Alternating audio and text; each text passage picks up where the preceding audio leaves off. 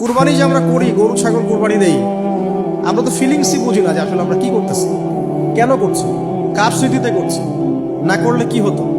কারণ এখানে সবচেয়ে বড় কথা ছিল নিজের জীবন কুরবানি করা, নিজের জীবনটা কুরবানি করা। নিজের জীবন না আছে, আল্লাহ আমার কাছে একটা খাসি চেয়েছেন, একটা গরু চেয়েছেন, একটা বাহিমাতুল আনআম চেয়েছেন। এখানে তো আমার নিজের জীবনটাই দেওয়ার কথা ছিল। ওটা না নিয়ে আল্লাহ পাক বলেছেন যে বাহিমাতুল আনআম একটা দিলেই হবে। তোমার কাছে ওটার গোশতও চাই না, চামড়াও চাই না, কিছুই চাই না, তাকওয়াটুকু চাই। তাতেই এত কথা। এটা দামই বা কত? 10-15 হাজার, একটা গরুর 50,000, 60,000, 1 লাখ টাকা। 1 লাখ টাকাকে আপনি সন্তানের মূল্য দিয়ে হিসাব করতে পারবেন? তো এখানে মূল জিনিসটাই হচ্ছে আল্লাহ পাকের হুকুম। আল্লাহ পাকের হুকুমই সবচেয়ে বড় কথা। এখানে নেকিটা বড় কথা না, বড় কথাটা কি? আল্লাহর হুকুম।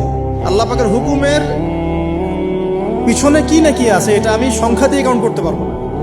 আল্লাহ পাক হুকুম দিয়েছেন মানে সেখানে ইনফিনিটিভ নেকি আছে। ওটা 1 লক্ষ, 2 লক্ষ, 5 লক্ষ দিয়ে হিসাব করা যাবে।